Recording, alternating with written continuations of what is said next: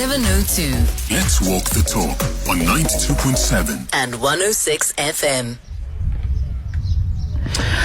My guest, Tebogo Khaas, Chairperson of Public Interest South Africa, is joining us right now, and he is joined by Calvin Rafadi, who is a forensic practitioner and crime expert. Gentlemen, thanks for your time. Welcome to 702. Good morning to you both. Good morning, Thabo, and good morning to the listeners. Good morning, Tebogo Thabo. Khaas, we missed you there. No, I think good morning, Thabo, and thank you for having me. Thanks. Thank you. Thanks. More than the greeting, I was making sure that you're on the line and we could hear you. So that's why I was a bit insistent on that. But thanks. I can hear that both of you are here. Of course, this has caused a frenzy in the country. The commission, that is. And General Mkhwanazi alleged that Police Minister Senzo Mchunu was influenced to disband the political killings task team. Maybe let's start off with you, Calvin, because it's just downright your alley. What does this reveal about the extent of political interference, not just in subs, but in law enforcement agencies? It's something that keeps coming up every now and then. It's not new at all. Previously, we would hear about how the security cluster was politicized and weaponized for political reasons. And now we're hearing about interference by people who ought not to be in government. What are we to make of this, Calvin? Yes, thank you very much. I think all the time we were dealing with political interference, as we are told, and some of us, as we work with law enforcement, we do experience such. But I think with Lieutenant General, he went as far as being so desperate to even want to reveal such to even the office of the president, as he highlighted yesterday. And subsequent to that, that's why he even thanked the media that they brought this to a point that the commission was established. So indeed, what he's highlighting now, and he's very, very calculative, you can see that the man has done his homework. He has worked at intelligence, and he's saying that he's got enough proof to now show that when we speak of political interference, civilians, such as what he has highlighted, the person that they've raided, at some point, evidence was collected, chain of custody is kept well, and not only him, he was at the scene or he knew about the scene, but there's an inventory list of other officers who went there, and they are equally frustrated. So indeed, what we are trying to prove here now is what we've always been alleging, that there is political interference, and once that is done, then we will no longer only deal with interference, but with the obstruction of justice. And Tebogo Khaas, from your side of the woods, as the Chairperson of Public Interest South Africa, earlier on the open line, a big debate was about the value for rand as far as extracting some meaningful elements from the commission itself. A number of people argued that, it is somewhat a waste of time, but there was also the other side of the argument where some of our listeners were saying, listen, we are getting value because at least there's a little bit of transparency. It may not necessarily translate into the legal outcomes that we would wish to see, but now it gives us a chance to look through the window. How important is that? And I don't want you, obviously, to be in conflict with the money, the financial value of the matter itself. But how important is it for a society to get to see what is happening right inside such important clusters of government? Yeah, look, Thabo, there's no price to the rule of law in a society where we have got so much social ills and crime being at the center of those ills. I hear an echo. I'm not sure if it's on my end. It could be because there would be a bit of noise. We are on the outside broadcast. There is some movement. I don't know if that's what you are referring to. That's what I was referring to. But anyway, Let me continue. I think it's gone. Probably it was me. I'm sitting in the parking inside the car. Probably it was my radio that was on. But as I was saying, there's no price to the rule of law. And to the extent that we wish to live in a society where our safety is guaranteed or at least assured, and to the extent that we know that we are, as a society, we are not happy about what is going on with regards to policing.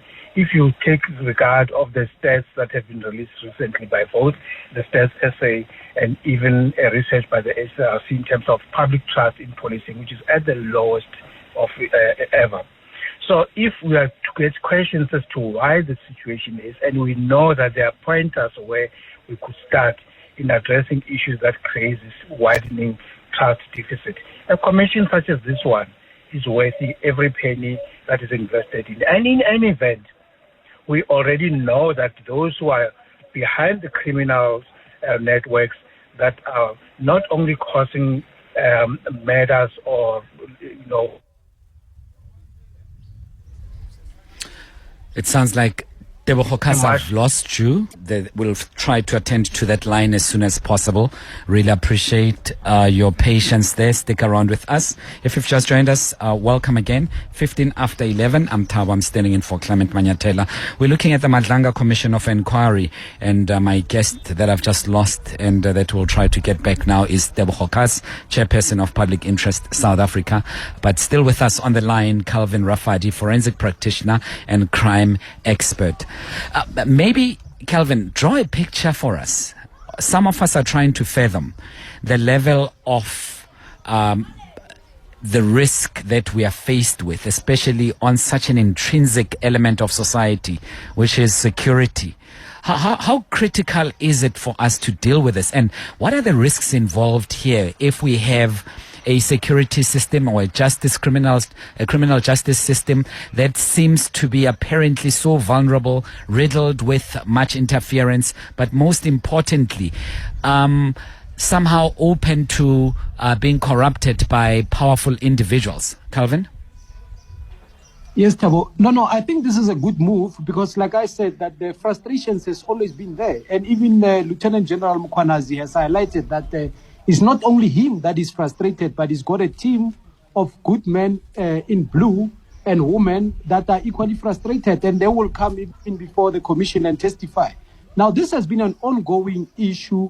You know, we've seen sometimes if a drug dealer perhaps or a cigarette smuggler, they get raided by an ordinary sergeant, constable, and a captain, and then somehow they will receive a call and they are called off from the raid, and then some big generals, they come in and say, we are taking over from here. And the other issue about the recalling of the dockets, it is not unusual issue that the dockets can be called from to the province office or to the head office to be audited. Now, what is the problem is that the challenge is that they are given further instructions that undermines what already the instructions, especially if the instruction already has been given by the prosecution. Because remember, on the tax team matters such as this, there's already prosecutors allocated. Now, if somebody calls the dockets and through the instructions of a civilian or a politician, and then the instructions are now changed and fabricated to suit a certain narrative, and subsequent to that, we will find out in the commission that indeed it was an instruction from someone else who's not in the law enforcement, and even money was exchanged. And even flight tickets were bought, accommodations were bought. That is exactly what we'll hear in the commission, and they will see also proof that then is going to be a problem. But to tell you the honest truth, this is what we can call it an overall of the SAPS, and it's been long due. So the justice system, we must all rely on it. It's only certain individuals that will bear these consequences, and the law enforcement and the justice system will still carry on and protect our communities. But at the same time, Thabo, you know, if my memory serves me well, the very same letter, it was not only addressing the issue of the political killing tax team. On the very same letter, there was a paragraph that said all the members of the SAPS that are deployed at the border control, they need to be rotated because you can't keep one member all the time. And subsequent to that, another paragraph was saying all the vacant positions of the crime intelligence top positions must never be filled up. The only problem that we are dealing with is to find out the interference, if any money was exchanged, if any instruction in black and white was given by a civilian or a minister or some drug cartel or an underworld. And that's exactly what we are trying to prove. Sure. Tebogo Khaas, we got cut off as you were explaining that we can't actually put a rand value to the amount of transparency that is potentially important for the country. Do you want to continue from there? Yes, I can finish off the point I was trying to make. The point being that we can sit and complain about the money that are spent, whether it's 140 or 200 million that's going to be spent. But the significance of this exercise is such that it goes beyond rand value. And in fact, even if you try and quantify it in rand value, you might find that it actually would have saved the state and taxpayers a lot of money, where such criminal networks as are now being fingered and uncovered continued unabated. And to the extent that it puts them on check, it puts them on terms to say, we are watching. A lot of bad things that were happening, including what we know that 380 million tender was given by the police to Kat Matlala's businesses or Kat Matlala linked businesses. Then you tell yourself, if it was not for the public outroar, that money would have been gone. We've lost 50 million rands of the state US already paid off. You ask yourself, how many such instances would have happened had we not said, hey, we need to look at the police themselves, because now there's an issue there. And if you've got a general, such as Mkhwana, who also does not trust his own, you ask yourself, if the police don't trust themselves, General Mkhwana said, I do not negotiate or something like that, I do not negotiate or make friends with criminals. It asks you, who are we as society to trust the very same people who don't trust themselves? So we have to get in there, make sure that we delve into the sepsis, make sure that we cleanse the wound, and make sure that it's exposed to the sunlight, and make sure that it can heal. And the only way you can do that is through something such as a commission that is such as Madlanga's commission. And for me, the amount of money is a pittance compared to what we will benefit from this exercise economically. I want you to say a little bit about the public interest element, as the name of your organization purports.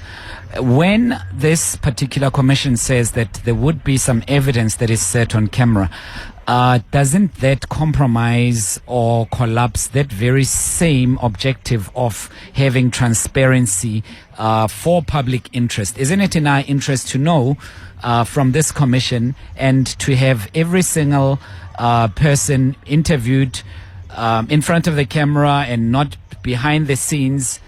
What does it do for us if some evidence is going to be given away from the public's eye? Look, like transparency, every ideal has got limitations, just like any other rights, even those contained in the Bill of Rights. There are limitations to how those rights can be exercised. And we understand the reason why that is the case. It is simply to ensure that the risk is not elevated or put on those matters that are currently being investigated on, by identifying the police sources, by identifying their methods, or where the cases may very well be by now, in terms of the stages of investigation. And for me, I think it is sufficient to understand that there is no way that you would have, I wanted to use the word eminent, but it's been taken by the National Dialogue. But where you have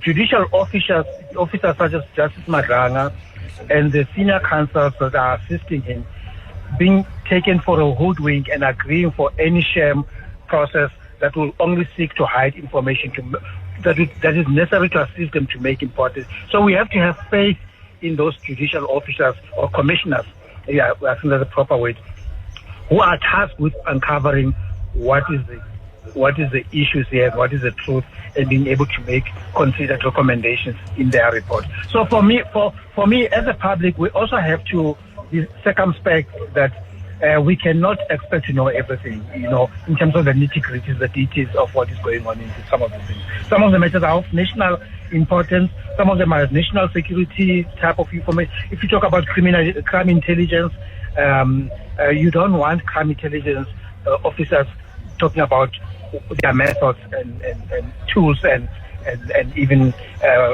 witnesses or those that they use to help uncover information or investigate cases.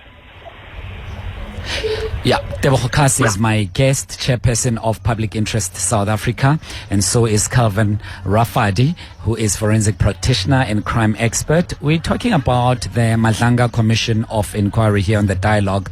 I'm Thabo Shole-Mashao in for Clement Manyathela. Feel free to join the discussion. Anything else that you may think is of use or a question, concern, query that you'd like to bring that has got to do with the Madlanga Commission of Inquiry, weigh into the conversation, and my guests will try to ventilate that as much as possible. You can do so by calling us on 011-883 0702, 011-883-0702. Alternatively, send a voice note or a text message to 072-702-1702. I'd love to hear from you as well about all of this.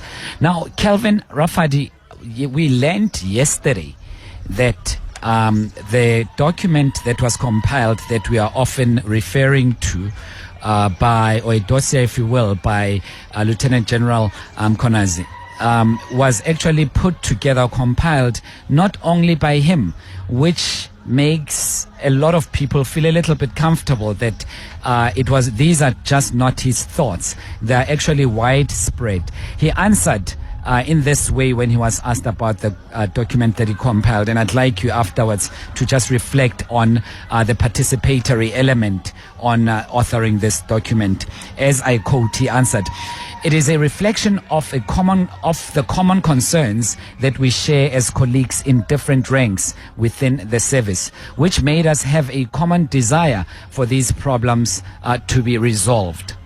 Calvin? Yes, Thabo. No, indeed. Even subsequent to that, he even mentioned how desperate they were to even engage the president on some of their frustration. But indeed, like I say, some of the evidence that will be brought to court, the other witnesses, which are his colleague, they will come and testify. Issues like I said, when you've got a chain of custody, that will be also presented in court. I mean, in this very same Madlanga Commission, you'll find that, let's say, cell phone records or the downloading of cell phones, analysis of certain bank statements that were obtained from those cell phones.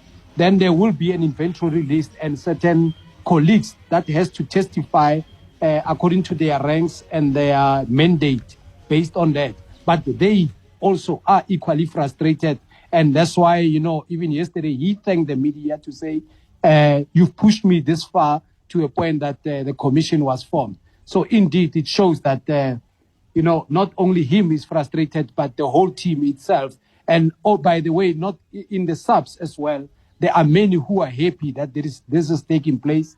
There's an overall now of, certain bullying tactics and interference that were undermining good works and good efforts of the police, including in the justice system. Because today, he then even further complained that certain suspects, on a very serious crime, they will constantly get bail, going out and committing the same offense or even horrific offense, but they are brought to, back to book by the police and then they are let out again. But we don't know whether is it brown envelopes or what, but this need to be highlighted because that's what exactly our people are experiencing on a daily basis. Tebogo Khaas, what are we to make of his efforts of trying to, one, speak to Fani Masemola, the National Commissioner of Police, and obviously he said that he was on leave at the time and did not necessarily entertain him that much, went on to the deputy, but still the minister was also consulted by General Mkhonazi to try and do something, and alert him on all these serious issues. A meeting was supposed to be held. He sent a text and nothing. There was no follow through. Also tried to get hold of the president through his superiors. Nothing also came to pass. And he says it in this way that I knocked on various doors, but none was opened. What are we to make about the willingness and the sense of urgency that was not seen by all these high-ranking officials? It just shows you the inertia, the lack of interest, the lack of commitment, the lack of accountability within the system. And when I talk about system, I talk about the system of government in general. To the extent that he had reached out to his senior officials. Remember, he cannot pick up a phone and call the president and say, there's issues here. He went through the chain of command, and he can only go to his senior, the National Commission. But not only did he stop there, he even raised his hands and reached out to the portfolio committee of Justice, Correctional Police, and asked to be invited around February, to be invited to come and present in Parliament, which he did. You would have thought at that point so much tentacles would have been raised, both from the legislature and asked for answers from the minister. When it became clear that the minister was not forthcoming with the truth, when it became clear that the minister is doing things that seem to be going against the spirit and intent of the Interministerial Committee, for example, whereupon he made mention of the frustrations that they had in terms of ensuring that things get to. Let me also stress that the president himself has got a lot of blame to take out of here, because he knew that the minister had a meeting with the deputy national commissioner and one of the provincial commissioners. In attendance was also national commissioner, and out of which there was no resolution of the issues that brought that meeting. And you still slept well at night. That can't be what we expect of a president. So the buck stops with him as a commander-in-chief, as the ultimate accounting officer insofar as the policing system is concerned. And therefore, it is concerning that it took General Mkhwanazi and his colleagues. Obviously, he was the face of this concern. He was the face of registering this, to go and host that media conference in July, to now say, look, we've done all that you can, South Africans, says Tembeleki Nina. That's what it was predicted, because the president, if he didn't do that, the president's hand was not going to be forced. But he realized that the public is going to lose patience with him now that the public knows that he knows about these things, and yet he chooses to do nothing. So to that extent, this is the kind of action or conduct that should actually be encouraged and rewarded for the likes of Mkhwanazi, who I want to emphasize, as he also would like to, that he's not alone. He's representative of the majority of good police officers within the system who are trying every day, at risk of limb and other perils, to actually make sure that they provide security, and yet are being let down by those who lead them or are supposed to be leading them. Definitely. Tebogo Khaas is my guest. He's Chairperson of Public Interest South Africa, and so is Calvin Rafadi, forensic practitioner and crime expert.